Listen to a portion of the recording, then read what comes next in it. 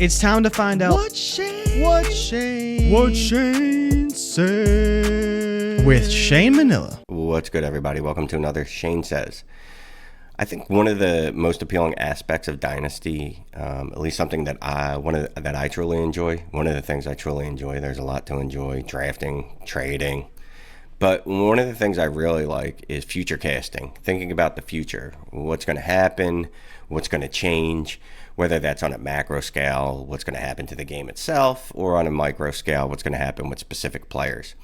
To that end, I wanted to talk about wide receivers today. Specifically, what I want to talk about is wide receivers that are top 12 in the ADP, and how often do those wide receivers then go on and repeat and are in the top 12 ADP the following year. So what I did is I went back to 2020, 21, 2, 3, 4 years, just to see how many wide receivers repeated the following year. On average, over those 4 seasons, what I found was 7.25 wide receivers, so roughly 7 wide receivers a year, repeat year over year in top 12 ADP. 4.75 don't, roughly 5. One note on that, though, the number is kind of skewed. Back in 2020, only 5 of the 12 receivers that were in the top 12 ADP went on and repeated in 2021. The following 3 seasons, though, 21, 2, 3, 8 of those receivers each season, 8 receivers that were in the top 12 of ADP went on the next year to be in the top 12 of ADP. So I thought that was interesting. I also thought that means I'm going to go with the number 8. 8 wide receivers generally repeat and 4 don't. So today's episode, what I thought would be a little fun, is just a little future casting. Looking at the top 12 wide receivers and what 4 wide receivers did I think aren't going to repeat next year. So as of today, August 2024, August 30th, I believe, when this comes out, these wide receivers are in the top 12 right now, and this is using DLF's Superflex Dynasty ADP, if I didn't mention that already. Apologies, shout out to DLF. The top 12 right now in order is Justin Jefferson, CeeDee Lamb, Jamar Chase, Amon-Ra St. Brown, Marvin Harrison, Puka Nacua, A.J. Brown, Garrett Wilson, Tyreek Hill, Malik Neighbors, Nico Collins, Jaylen Waddle. A couple of rookies in there.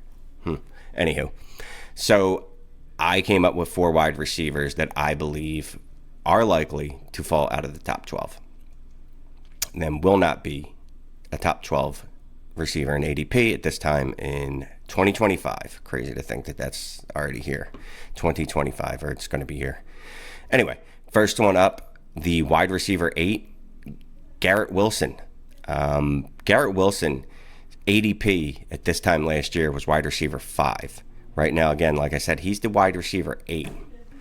It's likely, unless he produces a wide receiver 1 season, he's going to be really hard-pressed to maintain his top 12 value. If you know anything about DD Fantasy, you know that we have the Trinity tracker, right? We talk Trinity scores. Garrett Wilson's was an 8.62 last year. That leaves him in the wide receiver 2 range. As an aside, we'll get into the Trinity real quick. It's a predictive tool, right? What it's doing is it's predicting what a wide receiver is going to do the following season based off what they've done this year. Last year, again, he had a Trinity score of 8.62. That leaves him in the wide receiver 2 range. If you like correlation, that correlates by about 79%. I'm not sure if that's how you use the verbiage, but it does correlate. Like I said, it's a very predictive stat. So 79% of the time, or in that 79% range, someone with that Trinity score, someone in that Trinity score range, I should say, goes on to be a wide receiver 2, which would be a good season for Garrett Wilson. It's just it wouldn't be elite. And based off the fact that he's already fallen from wide receiver 5 to wide receiver 8 over the past year, I think one more wide receiver 2 season would see him drop out of the top 12. If you don't know what the Trinity score is, I'm not going to give you all the soup on it, But what I will tell you, it is the perfect wide receiver metric. It incorporates all these underlying metrics that, we used to look at individually, like air yards, target share, target per route run, yards after catch, each of those things. And then it weighs them accordingly, spits out this metric. I can't tell you the math and how they weigh them. One, because that is proprietary. I believe that's the correct word. Two, I have no idea. So that's why I can't tell you. The second wide receiver, Tyreek Hill. Tyreek Hill is wide receiver 9. Now, why do I think it's likely that Tyreek Hill will fall out of the top 12? He will not be a top 12 wide receiver in ADP at this time in 2025. Well, this time next year, he'll be 31 years old. He will be 31 years old. Another thing to note, even after finishing as the wide receiver 2 last year, with a career high 23.5 points per game, his ADP still fell from wide receiver 9 to wide receiver 7 in 2022 to wide receiver 9 in 2023 DLF ADP. Any downturn in production would probably see his value drop. But also, age causes a dip in value even without the production dip. So even if there's not a production dip, there's a pretty good chance that he's going to decrease in value just because of his age. His trade value goes down. You're less likely to draft players that early that you can't move off of for more assets in case things go wrong. I like to call them parachutes, players that you can get out on. Tyreek Hill is a player that will be harder and harder to get out on as time goes on. What I thought was interesting, I looked at Davante Adams, another old wide receiver. He's not in the top 12, but I just took a comparison and wanted to see what he did. So he's seen his ADP fall year over year from 2020 to 2023, despite he never was less than a wide receiver 5 during that period. So even with production, elite production, Davante Adams' ADP fell year after year because of age, largely because of age. We love youth in Dynasty, and we like assets that we can move, and unfortunately, Tyreek Hill is getting to that point where he's not going to be someone that's easily movable, at least not for the return that you want. Third, currently the wide receiver 11, Nico Collins. I like Nico Collins. I think he's a good player, but he has lots of good but not great underlying metrics. Checked out our buddies at Player Profiler for these numbers. Nico Collins' 23% target share ranked 29th among wide receivers last year. His 27% targets per route run was 14th. His 77% route participation was 68th among wide receivers. Now, all of those metrics above are volume-based. And even if I believe that Steph Diggs is not as big a threat to Nico Collins as he is Tank Dell, which I do, I still think it's likely that Stephon Diggs does eat into some of the target and some of the volume for Nico. So if Nico just has okay volume, or that volume decreases even a little bit, he's going to need to remain hyper efficient. He was insanely efficient last year to produce enough to warrant his wide receiver 11 status in ADP. Last year, he was second in yards per route run. He was third in yards per target, third in yards. I said that twice. Third in yards per target, and second in yards per route run, and third in yards per target. Very, very, very efficient. So if his production were to suffer even a little bit, and the fact that he is not a blue blood, right? He's not a Garrett Wilson. He didn't come into the league with a lot of hype, and he's not overly, what's the word I'm looking for? He's not overly coveted. At least he wasn't. So it's unlikely that he would be able to hold his value if he doesn't have the requisite production. All right, and I promised you 4, so I got to give you 4. And I'll also give you one that I really hope it doesn't happen because I like him, but a little hedge after this. So the 4th one, Jaylen Waddle.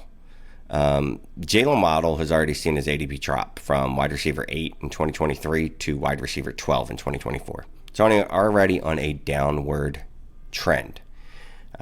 Additionally, again, using the Trinity score, 8.52. You remember when I spoke about Garrett Wilson? Garrett Wilson's was 8.62, actually a little better than Jaylen Waddle's. Jaylen Waddle's still in that wide receiver 2 range. And again, that's a predictive score. You don't believe me? Well, just check the math. It is. You can go back and look at wide receivers going backwards as long as you want in time. In memoriam, I don't think that's the right usage of that word, and I apologize. Anyway, it's a predictive stat. Jaylen Waddle is looking like a wide receiver 2 at best. It's hard to see how he can also increase his production. Like, I don't see how he gets out of that wide receiver 2 range with Tyreek Hill being there. And I know I already said Tyreek Hill is going to fall out, but again, that's not because of production. That's just based on Tyreek Hill's age, him being 30, soon to be 31, or at least 31 at this time next year, since that's what we're looking at. But that doesn't mean that Tyreek Hill's not elite, obviously. Tyreek Hill's Trinity score, by the way, is 9.84. 9.84. That is absolutely bananas. So I just don't see how Jaylen Waddle can increase his production.